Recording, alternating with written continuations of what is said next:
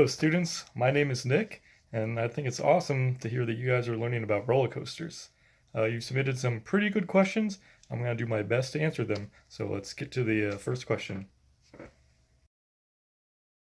When you are going upside down on roller coasters, how do you not fall out? Some roller coasters don't have a harness to go over your chest.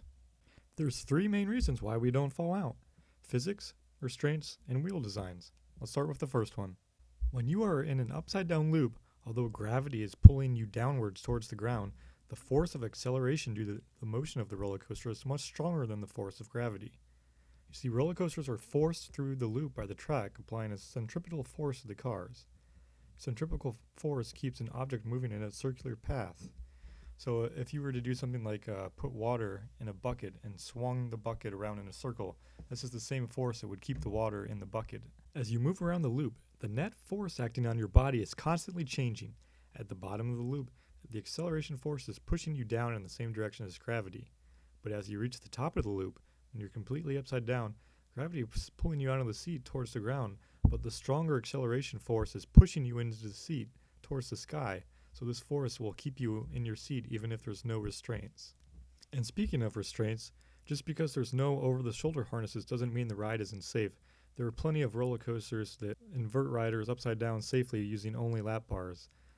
And thirdly, even if a roller coaster were to lose momentum and become stuck at the top of a loop or an inversion, the cars wouldn't fall off the track because they are secured to the track by multiple sets of wheels. The wheels on top of the track are called road wheels, and they support the load of the train. Then there's a set of wheels on the sides of the track called side friction wheels that help steer the roller coasters around the turns. And then you have upstop wheels on the underneath side of the rails, and those prevent the car from falling off the track. All those sets of wheels lock the cars to the track, so even if the roller coaster were to become stuck, it's not going to fall off the track.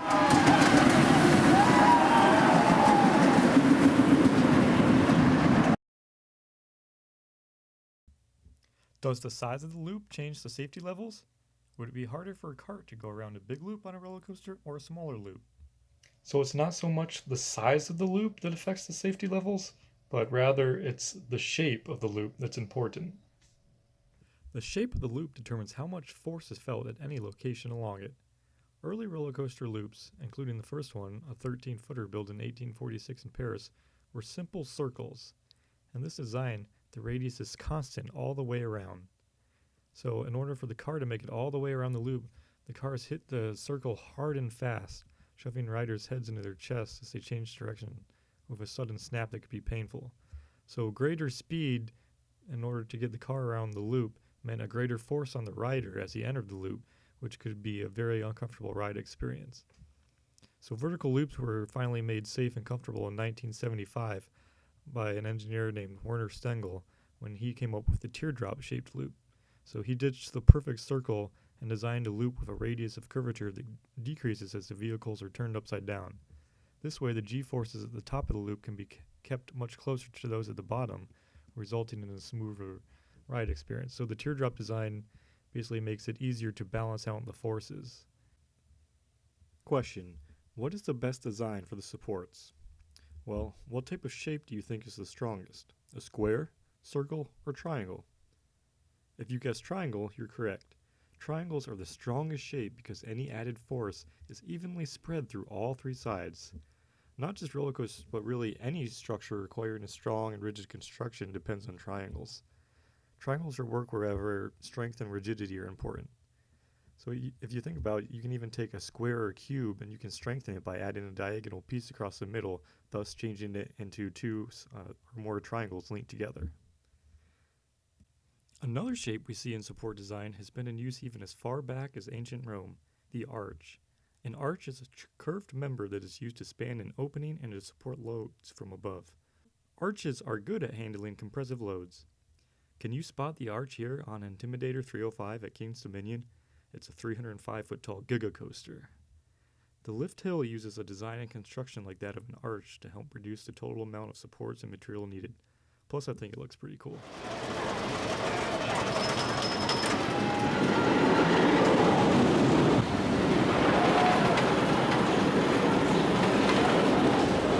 How does friction affect the speed of the ride? The speed of a roller coaster train depends first on the amount of energy input at the start. So this can be either usually the height of the lift hill or the launching energy, like if it uses a magnetic or hydraulic launch system. The vehicle's speed is then a function of changes in elevation and the various drag factors that tend to slow it down. For a non-idealized roller coaster system, not all the energy is conserved. Friction is the main cause of energy leaks in the system and the reason why mechanical energy is not fully conserved.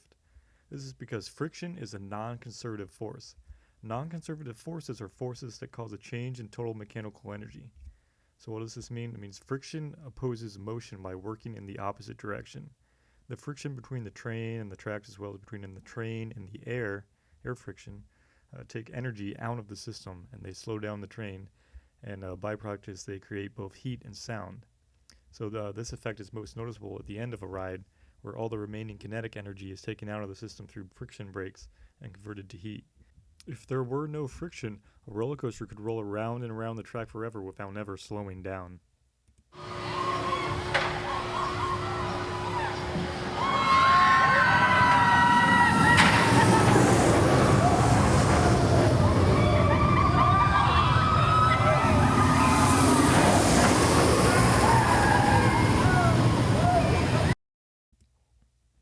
Which materials work best for a fast roller coaster, and how does that affect the length? On a roller coaster, energy losses due to friction must be minimized in order for the train to complete its circuit composed of all those complex maneuvers and crazy loops and inversions. So the less friction there is, the longer we can make the ride. The speed of the roller coaster can be affected by the part of the cars that touch the track, the wheels, and what material they're made out of. This is due to something called rolling resistance, and it's caused by the deformation of a tire at the point where the tire meets the surface on which it travels, in this case the roller coaster's wheels at the point where they touch the rails. The lower the pressure and or the higher the force exerted on the tire, the larger the coefficient of friction. For example, a non-deformable steam train wheel is made of steel, and that rides on a non-deformable steel rail, so therefore that has a very low rolling resistance, and that makes it very efficient. On the other hand, rubber tires on your school bus have a very high rolling resistance. To calculate the rolling resistance force, F-roll equals R times M times G, where R is the rolling resistance coefficient, M is the mass, and G is the acceleration due to gravity, which is 9.81 meters per second squared. So the requirement of a low rolling resistance leads roller coaster designers towards selecting a harder wheel material. Generally today, roller coasters will use two different types of wheel material, either nylon or polyurethane, and there are advantages and disadvantages for each. The nylon wheel is a hard plastic, while the polyurethane is a softer material. So the nylon wheels will vibrate a little more and maybe put more wear into the track, making it a little rougher ride, but it results in a slightly faster ride. Whereas the polyurethane is softer material, so it reduces vibration, results in a smoother ride. However, it has more friction and slows the ride down due to having a higher rolling resistance. So the speed of a coaster can actually be affected by mixing and matching different types of wheels, which sometimes theme parks will do in order to keep the ride running within its specified performance window. So a brand new ride may use one type of wheels until it's tested and broken in, then it will switch to other kinds of wheels, or they may use different types of wheels with different weathers. So many hours of testing may need to be performed in order to achieve that perfect balance in order to meet all the demanding requirements. How do you determine how many cars are in a roller coaster train? The relationship between the cars and the track is very important. So track design is dependent on vehicle performance. So before a roller coaster designer can design the layout, they first have to define the interface between the car and the track. Basically how many cars are in the train, how big the trains are. So the customer, the theme park, and the roller coaster designers have to clarify first which elements and features they want the cars to be able to negotiate, as well as what type of seating arrangement for the passengers, the minimum turn radius allowed by the car design, and how many people they want to fit on the ride, the hourly ride capacity. So a roller coaster train, as you know, consists of a number of cars connected together. There are several advantages to having shorter trains, including simpler design consideration and the ability to negotiate tighter elements. So a shorter train will allow you tighter radii in the apex of hills and drops. So some of these roller coasters have 90-degree drops or beyond vertical drops, like 97-degree drops. The radius at the top of those drops is very small, so you may only see one car or maybe one, two, or three cars connected. Very short trains for these roller coasters with very steep drops. So on a ride with a very long train, you can actually get a different ride experience depending on whether you sit in the front or the back. So a longer train is going to have a bigger radiuses on the hills and drops, and that's to balance out the forces to make sure all the G forces acting on the riders are safe. Okay, so there you have it. Thanks again for submitting your questions. I hope you learned something today.